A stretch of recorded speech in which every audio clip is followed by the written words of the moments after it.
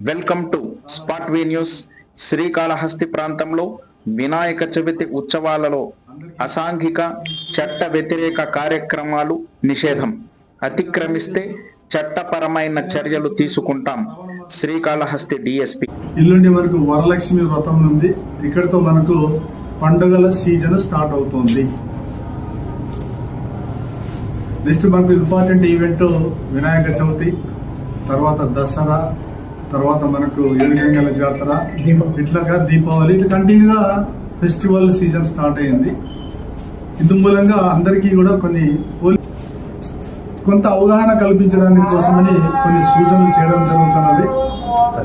ముఖ్యంగా గమనించవలసింది ఏమంటే 30 police act implementation లో ఉంది. కాళహస్తి పట్టణంలో మండలాల్లో 30 పోలీస్ యాక్ట్ ఇంప్లిమెంటేషన్ ఉంది. ఈ యాక్ట్ ఏం చెప్తుందంటే, నువ్వు ఏదైనా కార్యక్రమం చేసుకో, ఎవరు కూడా అడ్డగించరు, అడ్డంగా కల్పించరు. బట్ అనుమతించడం జరుగుతుంది, కొన్ని కండిషన్లు అనేది అప్లై చేయడం జరుగుతుంది. ఇది ముఖ్యంగా గమనించాలి.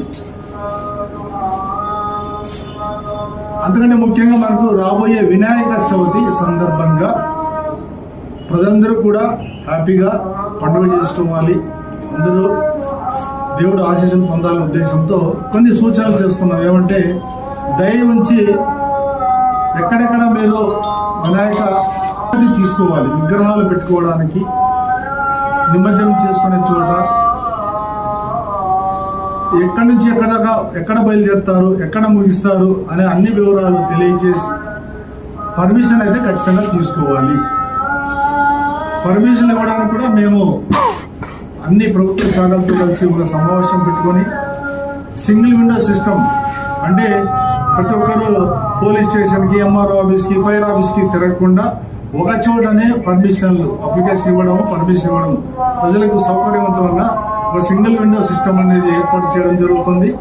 కాబట్టి ప్రతి ఒక్కరు కూడా మీ ఏరియాలో పండుగ చేసుకునే ముందు, విగ్రహం పెట్టుకునే ముందు పోలీసుల యొక్క అనుమతి తీసుకోవాలి. నెంబర్ 1. మండపం దగ్గర చాలా మంది నిర్లక్ష్యంగా ఉంటారు. షార్ట్ సర్క్యూట్, తర్వాత విగ్రహాలు పడిపోవడాలు, రకరకాల కొన్ని సంఘటనలు జరిగే అవకాశం ఉంటుంది. కాబట్టి అక్కడ ఎవరైతే ఉత్సవ కమిటీ వాళ్ళు ఉంటారో తెలియజేయడం ఏమంటే, నో క్రాకర్స్, నో డీజే.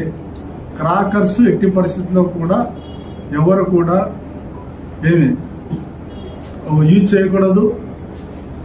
పండుగలో ప్రమాదాలకు అవకాశం లేకుండా మరియు నిబంధనలు ఎట్టి పరిస్థితుల్లో కూడా అక్రమ వసూళ్ళకి పాల్పడరాదు, ప్రజలకి భయభ్రాంతుల్ని గురి చేయరాదు. తర్వాత రోడ్డుకి అడ్డంగా మండపాలు వేసి ప్రజల రాకపోకలకి అవాంతరాలు కలిగే విధంగా చూడరాదు.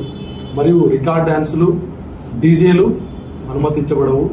అక్రమంగా విద్యుత్ వినియోగం చేసి ప్రజల ప్రాణాలకు ఇబ్బంది కలిగే విధంగా అతుకులు వేసినటువంటి వైర్లు వాడి ప్రజల ప్రాణాలు తీయకుండా చూడాల్సిన బాధ్యత ప్రజలకి, అక్కడ ఉన్నటువంటి కమిటీ సభ్యులకే ఉంటుంది. అంతేకాకుండా పరిమితికి మించి పొడవైన విగ్రహాలు దయచేసి కొనరాదు. ఎందుకంటే పట్టణంలో ఇరుకు రోడ్లు మరియు కరెంట్ లైన్లు ఉన్నాయి. కాబట్టి ఎట్టి పరిస్థితుల్లో కూడా పరిమితికి మించి ఎక్కువ ఆడంబరాలకు పోయి పొడవైన విగ్రహాలు తీసుకొని వస్తే అవి అనుమతించబడవు. ప్రజలందరూ కూడా పర్మిషన్ పొందే ముందర ఖచ్చితంగా, అంటే విగ్రహం యొక్క పొడవు ఎప్పుడు పెడతారు, ఎక్కడ పెడతారు, ఏ రోజు నిమజ్జనం చేస్తారు, ఏ యొక్క రూట్లో వెళ్తారనే విషయాలు ఖచ్చితంగా మెన్షన్ చేయాలి. మరియు కమిటీ సభ్యులు పూర్తి బాధ్యత వహిస్తారని చెప్పి పోలీసుకి ఒక నిబంధన సూచకమైనటువంటి లెటర్ అనేది ఇవ్వాల్సి ఉంటుంది. అట్లా ఎవరైనా తప్పితే వాళ్ళపైన చట్టపరమైన చర్యలు తీసుకోవడం జరుగుతుంది. కాబట్టి అన్ని డిపార్ట్మెంట్ వారికి సహకరించి సంతోషంగా ఈ పండుగ వాతావరణాన్ని జరుపుకొని ఎటువంటి అవాంఛనీయ సంఘటనలు జరగకుండా చూసుకునే బాధ్యత ప్రజలందరిపైన ఉందని మేము ఈ విషయంగా తెలియపరుచుకుంటున్నాము.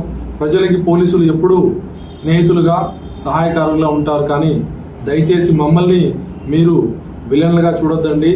ఈ పండుగలో ఉన్నటువంటి ఎటువంటి నిబంధనలైనా సరే అతిక్రమిస్తే వాళ్ళని ఉపేక్షించేది లేదు.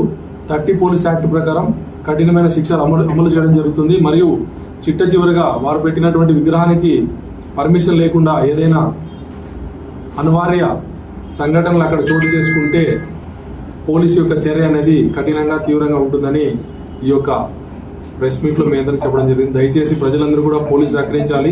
అదేవిధంగా మీకు మేము సహకరిస్తాము. మనమందరూ ఒకటిగా శ్రీకాళహస్తి పట్టణంలో ఎటువంటి గొడవలు కొట్లాట్లు జరగకుండా ప్రశాంత వాతావరణంలో పండుగ జరుపుకోవాలని సూచిస్తూ సెలవు తీసుకుంటాను. నా పేరు గోపి, శ్రీకాళహస్తి 1వ పట్టణ సిఐ.